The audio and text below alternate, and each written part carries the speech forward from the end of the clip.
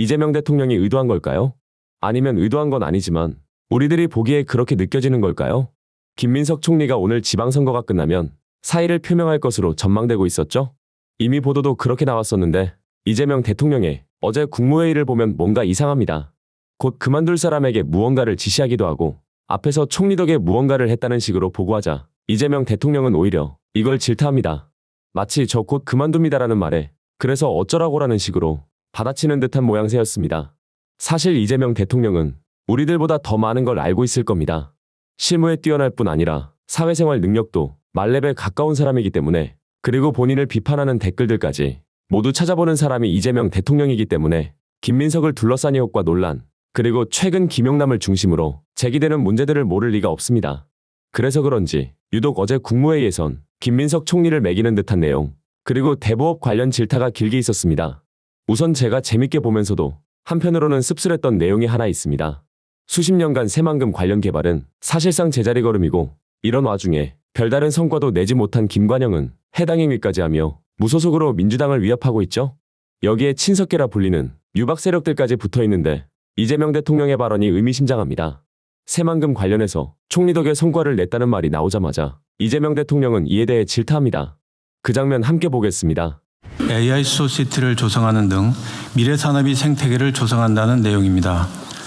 이러한 기업이 대규모 투자 약속이 신속히 실행될 수 있도록 총리님을 비롯해서 많은 기관이 참여해서 지난 5월에 범정부 차원의 새만금 전북 대혁신 종합지원계획을 마련했습니다. 그거 전에도 한번 타운홀 미팅 때 얘기했지만 막 거대한 목표를 세워놓고 지금 벌써 30년이 지났는데 앞으로 또 20년 후 50년이면 몇 년이? 25년 후인가? 그거 안 되거든요. 그 희망 고문이잖아요.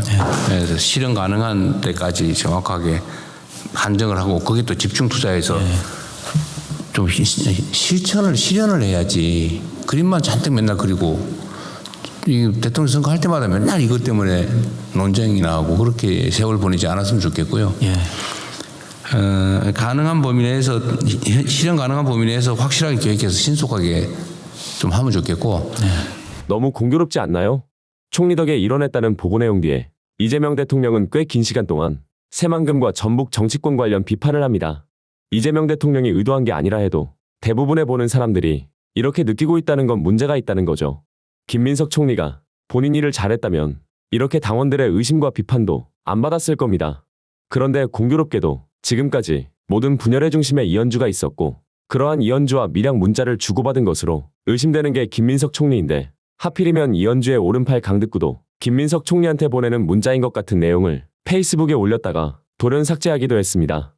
이래서 당원들은 김민석 총리가 옛날 버릇 못 버리고 또 공작을 하는 것 아니냐는 의심까지 하고 있는 와중에 이재명 대통령의 질타는 김민석이 총리로서의 역할도 제대로 못하고 있다는 걸 증명할 수 있는 것 아닌가 하는 생각이 든다는 겁니다.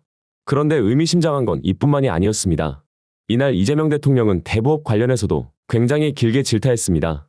그런데 이 해결 방안을 김민석 총리에게 모색해보라고 지시합니다. 김민석 총리의 표정이 실제 그런 감정 때문에 나온 건지는 모르겠지만 굉장히 당황한 기색이 느껴졌습니다. 그 장면도 영상으로 보고 오겠습니다. 근데 지금 대부업체들이 가 있는 거는 되게 막 10년, 20년씩 넘은 거잖아요. 전에 넘겨난 거. 그걸 계속 연장을 해가지고 지금 이렇게 추심을 하고 있는데 지금 이거 20년 뭐 심지어 한 30년 가까이 된 것도 있을 텐데 그거 뭐 그렇게 괴롭혔는데도 못 갚고 있는 사람들이 신용불량 감수하면서 못 갚는 사람들이 지금 갚을 가능성이 거의 없잖아요. 예를 들면 개인한테 빚을 진 경우도 법원에서 파산하면 면책까지 해주잖아요. 대부분. 그렇습니다. 네. 진짜 능력이 없는 게 증명이 되면 있는 거 다 정리하고. 근데 이거를 지금 계속 일가족 집단 자살 얘기가 나오는데 이런 원시적인 사회가 어디 있습니까? 이거를 뭐 특별한 뭐 기구를 만들든지 뭐 조사를 하든지 해서라도 이거 좀 찾아내야 되는 거 아니에요? 빚쟁이 빚 때문에 죽는다 이런 소리는 안 나오게. 왜 죽습니까? 죽기는. 그것도 자기만 죽는 것도 아니고 일가족이. 그 지금 내가 보니까 방치되어 있는 것 같네 보니까 이런 경우. 금융기관 채권, 장기 연체 채권은 어쨌든 체계적으로 관리를 하는데 그게 아니고 개인 부채 뭐 등등에 대해서는 어딘가가 체계적으로 조사하고 관리해야 될 거 아닙니까?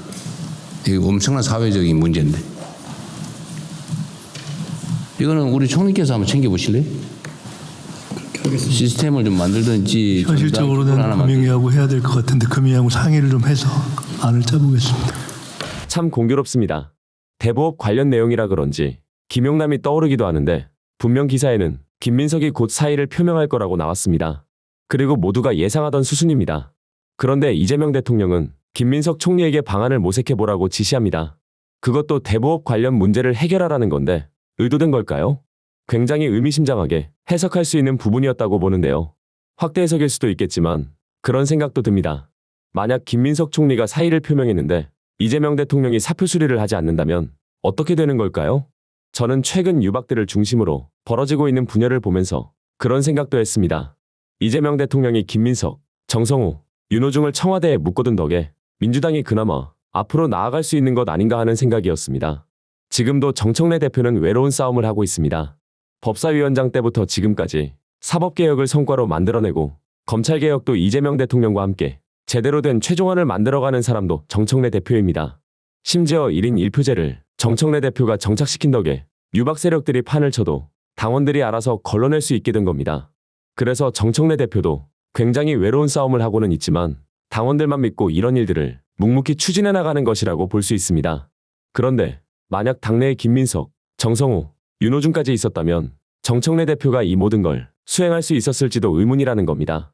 왜냐면 청와대는 이재명 대통령이 통제할 수 있는 영역입니다. 그리고 지지율이 민주당 내부에서만 높은 게 아니라 전국 단위로 60%와 70%를 왔다 갔다 하기 때문에 쉽게 공작을 하기도 어렵습니다. 2차 검찰개혁만 봐도 그렇게 논란을 만든 건 총리실과 법무부, 행안부입니다. 그런데 결국 마지막엔 이재명 대통령 한마디에 45조를 통으로 날려버렸습니다. 즉, 아무리 인사가 엉망이라는 말이 나와도 저는 오히려 차라리 이재명 대통령 통제하에 있는 게 훨씬 낫다는 생각을 했다는 겁니다. 물론 거의 그럴 가능성은 없겠지만 만약 진짜로 이재명 대통령이 김민석의 사표를 수리하지 않는다면 유박들은 어떤 반응을 보일지 궁금해지지 않으십니까? 어쨌든 오늘 지방선거가 끝나면 저들의 본격적인 프레임 공격이 시작될 겁니다. 신발끈 단단히 묶으시고 아직 투표 안 하신 분들은 꼭 투표하고 오시면 좋겠습니다. 오늘 영상은 여기까지입니다. 촛불 청년에게 구독과 좋아요로 영상 제작에 큰 힘을 주십시오. 언제나 여러분과 함께 하겠습니다.